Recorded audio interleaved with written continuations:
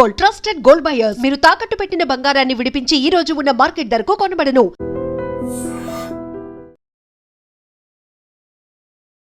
నమస్తే, welcome to I dream. నేను వలి. Mangli case రోజుకొక మలుపు తీసుకుంటోంది. ఓయూజేసీ లీడర్స్ కూడా మాట్లాడుతూ ఉన్నారు. ప్రత్యూష అలాగే సంపత్ నాయక్ మాట్లాడారు. ఈరోజు మంగ్లీకి మద్దతుగా కొంతమంది గిరిజన నాయకులు కూడా ప్రెస్ మీట్ పెట్టి మాట్లాడినటువంటి సిచ్యువేషన్ ఉంది. అంటే వాళ్ళు పర్సనల్ ఎజెండాలతో ప్రెస్ మీట్లు పెట్టి మాట్లాడుతున్నారు. కానీ ఈ కేసుకు సంబంధించి కేసు బాధితుల పక్షాన ఎవరు నిలబడటం లేదని చెప్పి కేసు పెట్టినటువంటి అడ్వకేట్ సుబ్బు గారు చెప్తున్నారు. అంటే ఈ కేసులో ఇంకా కొన్ని సంచలనమైనటువంటి వాస్తవాలు కూడా ఉన్నాయి. అవన్నీ కూడా ఐ డ్రీమ్ వేదికగా తెలియపరచడానికి వచ్చారు సుబ్బు గారు. సుబ్బు గారు నమస్తే. నమస్తే అండి. సుబ్బు గారు, అసలు ఏం జరుగుతుంది? బాధితులకు అసలు న్యాయం జరిగే పరిస్థితి ఏమైనా కనిపిస్తుంది? ఇన్వెస్టిగేషన్ ఎంతవరకు వచ్చింది? ఏంటి అప్డేట్స్? అయితే మొత్తానికైతే ఇన్వెస్టిగేషన్ అంతా స్టార్ట్ అయింది. ఈఓడబ్ల్యూలు ఆల్రెడీ రమావత్ మధుని అరెస్ట్ చేశారు. మిగతా వాళ్ళంతా పరారీలో ఉన్నారు, అబ్స్కాండ్లో ఉన్నారు. ఇక్కడ నేనేమంటానంటే కొత్తగా ఇప్పుడు సంపత్ నాయక్ గారు తర్వాత ఇంకొకళ్ళు ఎవరో ఒక అమ్మాయి వచ్చారు. మంచిది, సంతోషం, మేము కూడా దాన్ని హర్షిస్తున్నాం. కాకపోతే ఏంటంటే బాధితుల తరపున ఉండి న్యాయం చేసే దిశగా వెళ్తే మంచిది అనేది నాకు. బాధితుల తరపున లేరంటారు. అంటే బాధితుల తరపున అంటే ఎంతవరకు మరి వాళ్ళ దగ్గరకు వచ్చిన బాధితులు ఎవరైనా ఉన్నారేమో మనకైతే తెలియదు. కానీ ఇప్పుడు ప్రజెంట్ ఎవరైతే కేసులో ఉన్నటువంటి ముందుకొచ్చి ప్రెస్ మీట్ పెట్టి కోర్టుకి వెళ్ళి చేసినటువంటి బాధితులు ఇప్పుడు ప్రజెంట్ ముఖ్యమైన బాధితులు ఎవరైతే కేసు పెట్టారో వాళ్ళ తరపున ఎవరి తరపున లేరు. ఎందుకంటే వాళ్ళతో ఎవరితో మాట్లాడినట్టుగా నాకు తెలీదు. ఒకవేళ ఇది ఏంటంటే వాళ్ళు మాతో కలిసి వస్తే సంతోషమే. కానీ ఇదంతా డైవర్షన్ పాలిటిక్స్ లాగా, అంటే దీని ఒక పాలిటిక్స్ తీసుకెళ్ళబోతారేమో అని నాకు భయంగా ఉంది.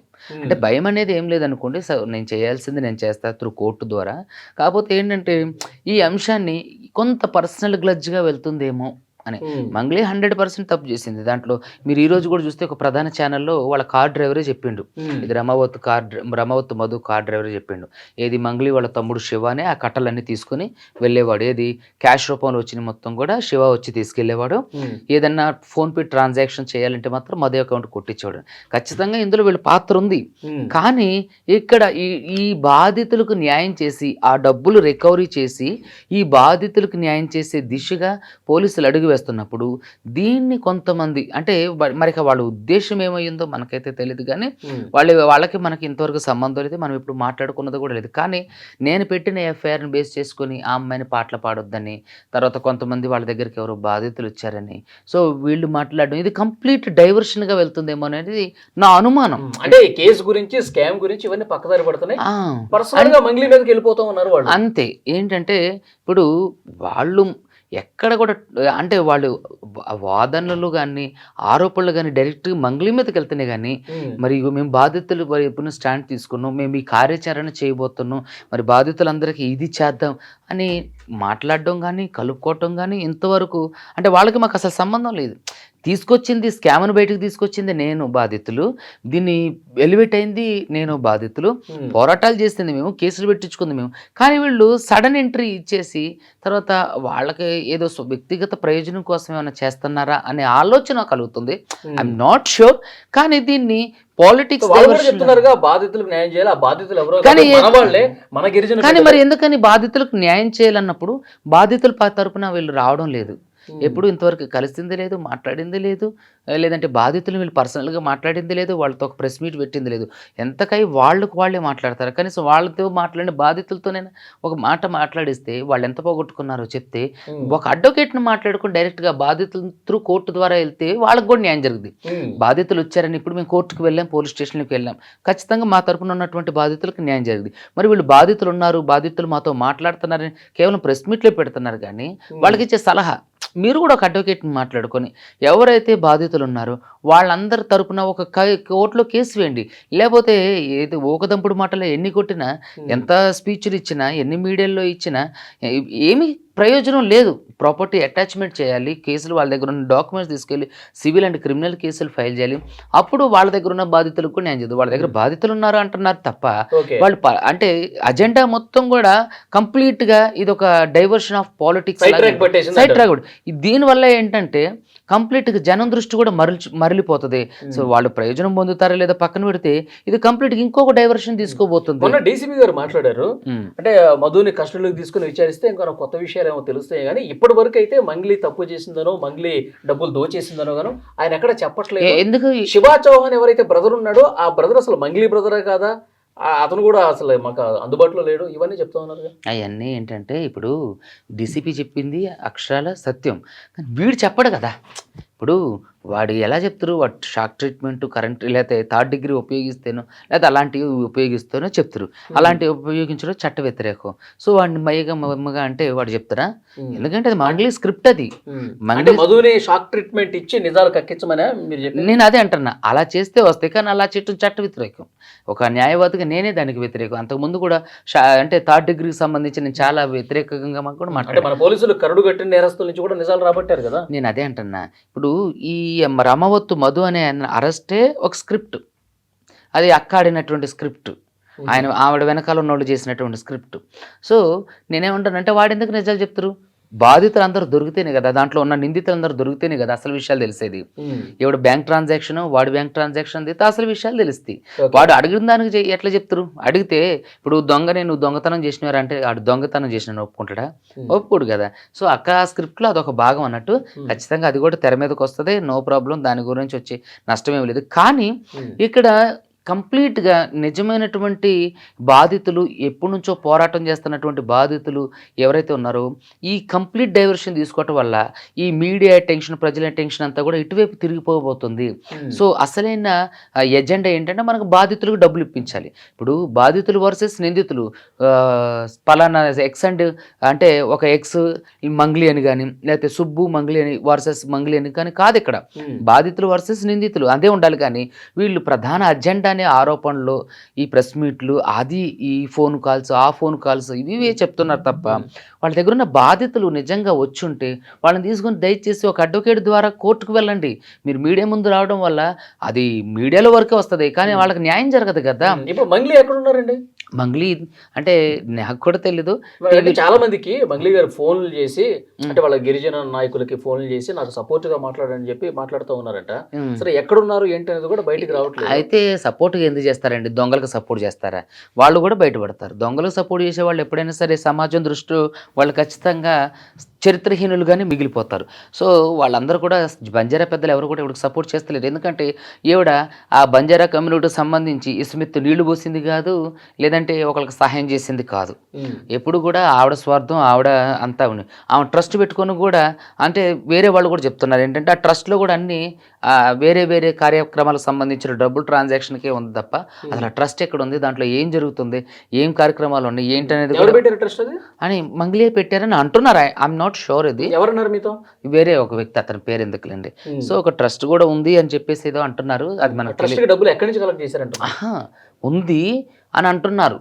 దాంట్లో కలెక్ట్ చేశారు అదని మనకు తెలియదు. సో ఐఎమ్ నాట్ షూర్ ఇది కరెక్టో కాదు, కానీ తెలిసింది.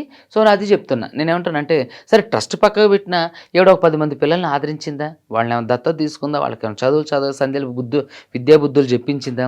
నేను కింది స్థాయి నుంచి వచ్చిన ఎవడ ఎంతమంది కింది స్థాయి వాళ్ళకి సహాయం చేసింది? కనీసం ఒక 10వ తరగతి బాబుకి కనీసం ఒక ప్యాడ్ కొనిచ్చిందా? సో అలాంటిది ఏం లేదు కాబట్టి ఎవరికి ఎవరు సపోర్ట్ చేయరు. ఈరోజు ఏదో ఆవిడకి సమస్య వచ్చి పెద్ద దాంట్లో ఇరుక్కుపోయి నేను బంజారా బిడ్డని నాకు సపోర్ట్ చేయని అని అంటుంది. కానీ ఇప్పుడు తెర ముందుగా కనపడే మంగ్లీ వేరు, తెర వెనక మంగ్లీ వేరు. తెర వెనక మంగ్లీ చాలా హారబుల్గా ఉంటుంది, చాలా టెరబుల్గా ఉంటుంది, చాలా అసహ్యమైన బూతులు మాట్లాడేది, ఆవిడ ప్రవర్తనతో యారగెంట్గా ఉంటుంది. కానీ ప్రెస్ మీట్కి వస్తే చాలా బుద్ధిమంతుడు. అలా అంటే అసలు ఆ మంగ్లీ అయినా ఈ మంగ్లీ అయినా ఆశ్చర్యపోతారు. ఎందుకంటే పర్సనల్గా నేను ఒకసారి ఎక్స్పీరియన్స్ చేసే కాబట్టి మంగ్లీ అసలు మీ ఎక్స్పీరియన్స్ ఏంటి? మీటింగ్ జరిగింది, ఏవిడే వాళ్ళందరినీ ఒక డైరెక్టర్ గారితో, ఒక మ్యూజిక్ డైరెక్టర్ గారితో, ఒక డైరెక్టర్ గారితో, ఒక లాయర్ గారితో మీటింగ్ నన్ను పిలిపించినప్పుడు అసలు కంప్లీట్ ఆవిడ వెర్షన్ అంతా కంప్లీట్. మీరు కూడా కొన్ని ఆడియోలు చూసినట్టయితే ఎంత అసహ్యంగా జిగుప్సాకరంగా బూతులు మాట్లాడిందో మీరు చూశారు. దయచేసి ప్రజలందరూ కూడా తెలుసుకోవాల్సింది ఏంటంటే తెర ముందు ఉండే మంగ్లీ చాలా సాత్వికంగా, చాలా శాంతిగా, చాలా దీనంగా, అమాయకత్వంగా. కానీ తెర వెనక మంగ్లీ కాదండి, ఆవిడ పెద్ద ఏమంటారు మహమ్మారిలాగా ఉండిపోతుంది అన్నట్టు. అసహ్యమైన బూతులు మాట్లాడితే ఫుల్ ఆరోగ్యంట్గా ఉంటుంది, అసలు డోంట్ కేర్ అన్నట్టు ఉంటుంది.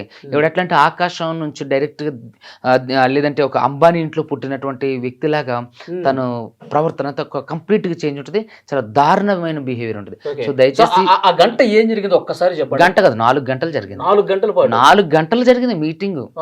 బాధితులందరూ కిందే ఉన్నారు, మేమందరం పైన ఉన్నాం. ఏం లేదు, నన్ను తీసేయండి, ఈ వీడియోలో నుంచి నా తమ్ముడి పేరు తీసేయండి, పోలీస్ కేసులో నుంచి నా తమ్ముడి పేరు నా పేరు తీసేయండి. ఇదే నేను అన్నా, సరే మీ పేర్లు తీసేస్తా, మా బాధితులకు న్యాయం చేయండి, ఆ డబ్బులు వాళ్ళకి ఇప్పించండి. రమౌత్ మధు మీద ఎవరైతే ఇంకా వాళ్ళు ఉన్నారు, మీ తమ్ముడు వీళ్ళ మీద కేసు పెట్టినట్టే నేను పెట్టను, నేను పోలీస్ స్టేషన్ చుట్టూ నేను తిరగను. సరే ఓకే, బాధితుల తరపున మీరు నిల్చొని వాళ్ళందరినీ తీసుకొచ్చి బాధితుల్ని అప్పచెప్పండి అంటే ఆడెవడో నాకేం తెలుసండి, ఆ రమౌత్ మధు ఎవడో నాకు తెలియదని. కానీ చూస్తే రమౌత్ మధుకి ఎవడుకున్న సంబంధాలకు సంబంధించిన అన్ని వీడియోలు, అంటే వీళ్ళిద్దరికి పరిచయం ఉన్నటువంటి వీడియోలు కానీ ఆడియోలు కానీ అన్ని బయటకు వచ్చినాయి.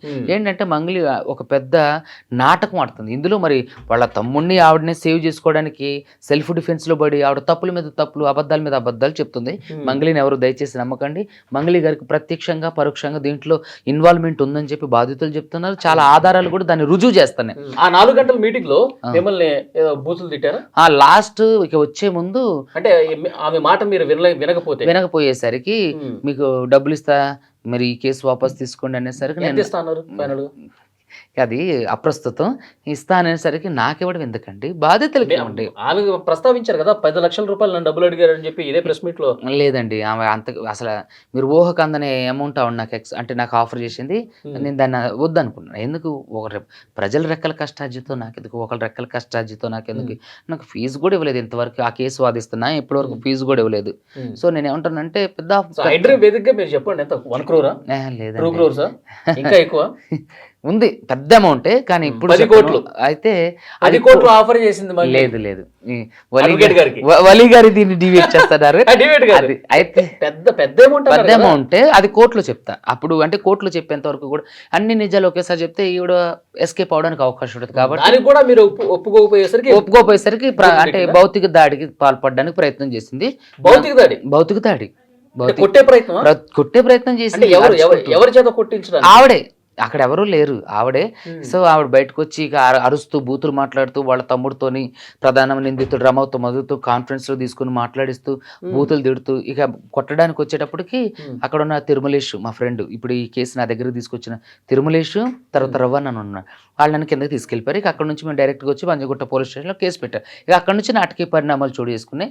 ఖచ్చితంగా ఇందులో వీళ్ళందరి ఇన్వాల్వ్మెంట్ ఉంది.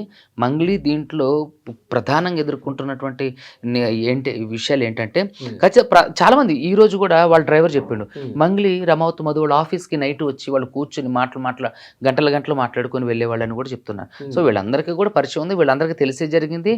మంగ్లీ వాళ్ళ తమ్ముడు దీంట్లో ప్రధానంగా ప్రత్యక్షంగా ఇన్వాల్వ్ అయ్యి ఉంటూ ఆ డబ్బులన్నీ కూడా కలెక్ట్ చేసుకుని ఈ మంగ్లీ వాళ్ళ తమ్ముడు శివాని కలెక్ట్ చేసుకుని వెళ్ళేవాడంట. సో కాబట్టి వీళ్ళంతా తెలిసే జరిగింది, ఇది ఒక పెద్ద భారీ కుట్ర. సో నేనేమంటానంటే, ఇప్పుడు కొంతమంది ఎవరైతే మంగ్లీ మీద ఇప్పుడు ప్రొడ్యూసర్ కౌన్సిల్ కంప్లైంట్ చేశారు, ఇవన్నీ కూడా ఏంటంటే అది కూడా ఇప్పుడు ఆవిడ తప్పు చేసిందని మనం కూడా తప్పు చేయడం కరెక్ట్ కాదు. ఇప్పుడు నేను పెట్టిన ఎఫ్ఐఆర్ బేస్ చేసుకుని ఆవిడ సినిమాల్లో పాడించొద్దు అనటం కూడా కరెక్ట్ కాదు. ఎందుకంటే మీరు చెప్పింది ఆఫీస్ రూమ్ లో జరిగింది, 4 గంటల పాటు జరిగింది, మీరు చెప్పేది ఒక రకంగా ఉంది.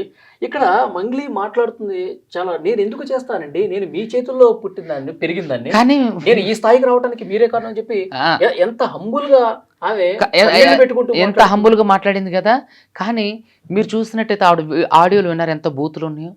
ఆవిడ చాలా, అదే చెప్తున్నా, తెర ముందు మంగ్లీ మహానటి, తెర వెనక మంగ్లీ ఇక ఎట్లా అంటే ఇక ఆవిడ మనం మాటల్లో వర్ణించలేనంత అగ్రెసివ్, పొగరు, అహంకారం, ఇక అన్ని ఆ పదాలు ఏవి సరిపోవు అన్నట్టు అంత ఉంటుంది. మీ మీద దాడి చేసేటువంటి టైంలో అక్కడ డైరెక్టర్ ఉన్నారు కదా, అడ్వకేట్ ఉన్నారు, డైరెక్టర్ ఉన్నారు, మీకు మీ ఇద్దరికి తెలిసిన వాళ్ళు కొంతమంది ఉన్నారు కదా. డైరెక్టర్ గారు ఆల్రెడీ ఆయన లోపలికి వచ్చేసిండు, నేను బయటకు వెళ్ళి ఆయన లోపలికి వచ్చిండు, మంగ్లీ నాతో పాటు బయటకు వచ్చింది. ఆ పూజారి నాగేశ్వర్ గారు వేరే క్లయింట్తో పక్కన మాట్లాడుతున్నారు. ఆయన సీసీటీవీ ఫుటేజ్ మనకు దొరికితే దాంట్లో ఆడియో కూడా ఉంటుంది, చాలా క్లియర్గా ఉంటుంది. సో దాన్ని మనం చక్కగా చూడొచ్చు, దాంట్లో మంగ్లీ యొక్క బిహేవియర్ దొరికిపోతుంది. సో వీళ్ళందరూ లేనిపోప్పుడే నేను వెళ్ళిపోతుంటే నా మీద దాడి చేయడానికి వచ్చింది అన్నట్టు. అలా ఆ తర్వాత మీరు బయటకు వచ్చేసి నేను వెళ్ళి పంజగుట్ట పోలీస్ స్టేషన్లో కేసు పెట్టాను. అలా చూద్దాం నెక్స్ట్ పరిణామాలు ఎట్లా ఉంటాయో. కొన్ని సంచలనమైనటువంటి విషయాలు మీరు మంగ్లీ గురించి వీడియోలో చెప్పారు. అవును. సో నెక్స్ట్ ఈ కేసు ఏ విధంగా ముందుకు పోతుంది, దాని తర్వాత మళ్ళీ ఒకసారి మనం మాట్లాడదాం. తప్పకుండా. థ్యాంక్ యూ అండి. And for more videos, please subscribe to iDream. Please subscribe to iDream. Please subscribe iDream. And please subscribe to iDream. For more videos, subscribe to iDream. Please like, share, and subscribe to the channel. Congratulations, iDream. Subscribe to iDream. Subscribe to iDream. So subscribe to iDream Media. iDream ki iDream team అందరికి huge congratulations. Please subscribe iDream Media. Please subscribe to iDream. Subscribe iDream. Please subscribe to iDream. iDream అంటే నా కళల channel subscribe చేసుకున్న నోరు తిరుగుతలేదు, మీరైతే గంట గుర్తు కొట్టండి. For more such videos, please subscribe to iDream.